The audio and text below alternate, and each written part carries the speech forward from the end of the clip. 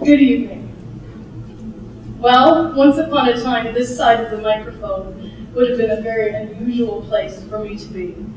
I was the kid who did everything to get out of speeches in school. Who would have even thought this was remotely possible? If my teachers could see me now. However, as a school principal, I'm very used to staring out into the eyes of hundreds every day. Difference is that they're children in a school auditorium. Children are easy. An audience filled with adults is so much different.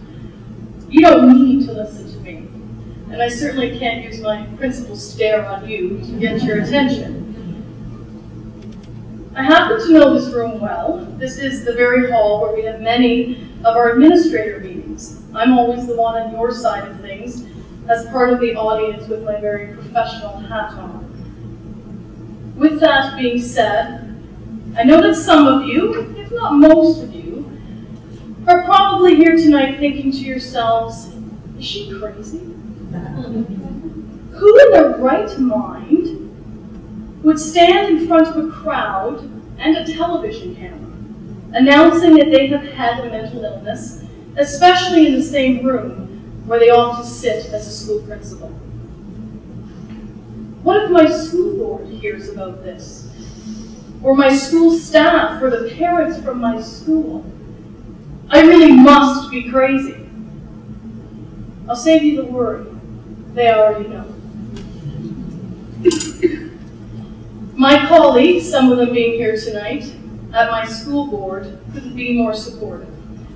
My director would have been here tonight, but he's out of the country. His support has enabled me to get as far as I have with my message. Telling him last year about my desire to speak out about mental illness was an important step in breaking down the stigma that had been attached to me for so long. He actually gave me a big hug and said, "Is that all?" Clearly expecting my bomb to be much bigger than it was. So I suppose if for no other reason, perhaps I should begin the evening, while I have the ears of so many, to let you in on a little secret. I'm not crazy. At least not in the way you might think. But crazy, what an interesting word. It's a word that I know well. It's a word that floats in and out of our vocabularies more often than we realize. Well, crazy and I go a long way back. Crazy has been locked away for almost 30 years inside of me. It was about a year and a half ago that it became very clear to me that crazy needed to be let out and put in its place. I met a young woman in March 2009, and her name was Callie. Her parents are here tonight. Callie was so beautiful, so strong, so capable, and so devoted to her two young daughters. Her smile was unforgettable, and it touched me greatly. My first meeting with Callie was a very unusual one. I met Callie for the first time at her funeral. She had died before I got the chance to meet her face to face, to tell her how much she had to live for, and how much this world would never be the same without her.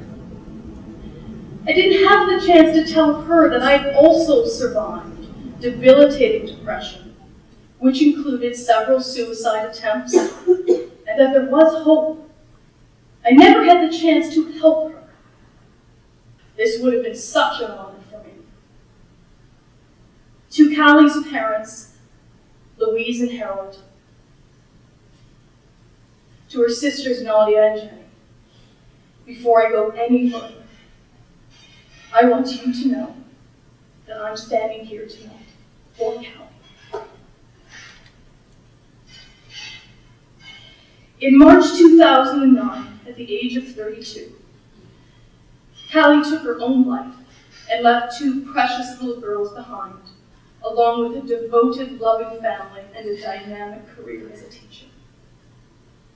This was not okay with me. This should not be okay for any of us. I knew that no mother in her right mind would ever leave her children. Yet so many do every year in the name of mental illness. I was very angry that such a vibrant, capable young woman, who so many depended on and loved, fell victim to a disease that she could have been saved from.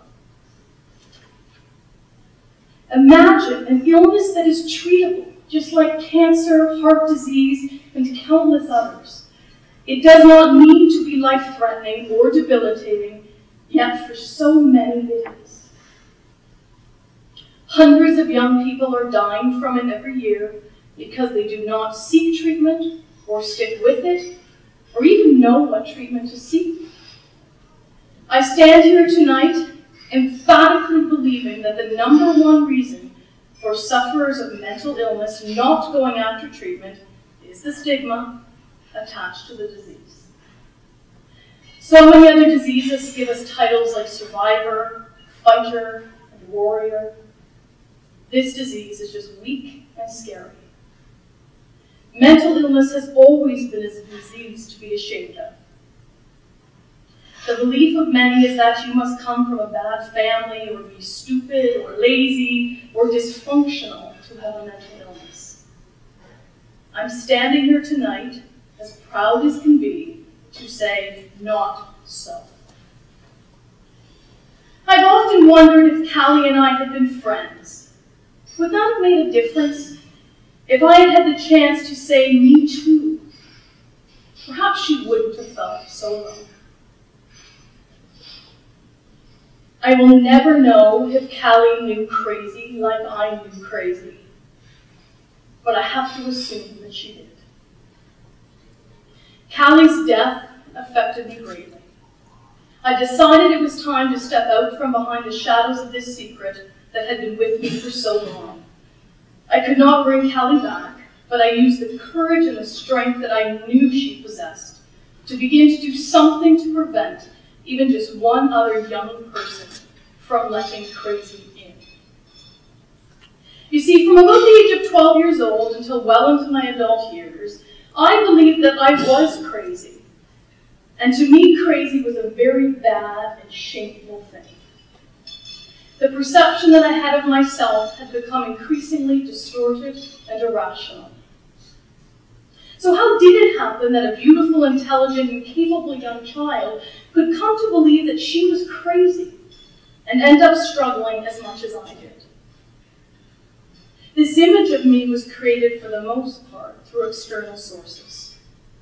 Movies and media were one way. We've all seen images of crazy people on the big screen, definitely not something that any of us would aspire to do. It was, however, the medical community that really exposed me to the notion of being crazy. Doctors and nurses very quickly began to use new language and behave very differently around me, a young person with an emotional health problem versus a physical one. You see, stigma even existed within the medical community. I will choose not to make a comment on whether or not this attitude still exists today. I will, however, say with confidence that I'm certain it has improved with an increase in awareness and education around mental illness. It was the attitude that many medical personnel had towards me and my parents that ended up leaving some of the strongest scars on my psyche. This treatment was unfair, very wrong, and could have been devastating if it weren't for the wherewithal of my parents to say, no, there must be another way. However, even with all of their good intentions and hard work, it was inevitable that crazy would find its way into my life. It became my mission in life to keep my crazy a deep, dark secret from the world around me. It was like a huge weight that sat on my shoulders every day of my life. If they only knew, then what? Would I lose my friends, my relationships, my job, my chances in life? I decided from an early age to protect myself and to not let anyone in to this part of my existence until now. I was very fortunate to be brought up to believe that I could be anything that I wanted to be in life. In my family, there were never any doors closed, unless you chose to close them yourself. Door closing was something that I was not often prepared to do, and I attribute much of my survival to this attitude that was ingrained in me from a very young age. I was raised in a beautifully loving family with one brother and a cat and a dog to complete the package. My father was a judge, and my mother a university professor. I went to camp in Algonquin Park, I rode horses in the summer and skied in the winter. We traveled to far-off places, and I did well in school. From the outside, we appeared to have everything going for us. We were a family that others looked to. How could I, the daughter of Bob and Sharon Abbey, be crazy? That just wouldn't fit, and it certainly would not do. I was always a shy girl. My personality was such that I took care of others before myself. Of course, as adults, we know that this is not the healthiest way to live life, but as a child, that was all that I knew. My parents divorced when I was 6 years old. I immediately kicked into gear and began to take care of the emotional needs of my family. No one ever asked me to do this. I just did, because that's how I was wired. My mother recalls that when my dad left the house to move away, I didn't cry. I really didn't show much emotion at all. I learned from an early age to alter my exterior so that the world would not know what I was really feeling inside. Not such a healthy way of coping. As a child, there weren't any lessons on coping for me to learn from. As an educator, I now think there must be. But that's another presentation. I remember shortly after my parents' divorce that I started to display some signs of anxiety by not wanting to go to school or to leave my mother's side. It was literally to the point that my mother had nail marks scratched down her arm. I started to lose interest socially and would make excuses to not go out to play when friends called. I withdrew from extracurricular activities. I remember vividly preferring to be alone. I know that my family came to terms with the fact that this was just my personality, and I agreed with this to a point. But now looking back, I believe this was the beginning of my struggles with depression. How were my parents to know this or even to suspect this? This is not something that any parent expects or is looking for in their child. Mental illness just doesn't belong in so many families, or so we've told ourselves. Guess what, folks? As we've heard, if the current statistic is 1 in 5 youth, it's out there in full force. I do believe that once we start to speak straight up and frank about mental health, it might become more acceptable for parents to seek support for their children and for themselves. No doubt there is stigma attached to having a child with a mental illness. I understand this. I fear that this is, however, preventing many young people from getting the treatment that they need and deserve in order to survive and to reach their full potential in life. As I began approaching my teenage years, the signs and symptoms of my inner turmoil were beginning to show on the outside. I started pulling out my hair, my eyelashes, and my eyebrows, and I will tell you to this day that this was the most horrific experience of my life. My mother would try to pencil them in for me, but there was no hiding the drastic change in my looks. Mean girls would call me over to them, pretending to want to talk, only to turn on me and laugh at my disfigured features. I do not know how I got through it. School was a cruel experience for me. Funny, I would end up doing it for a living. I stayed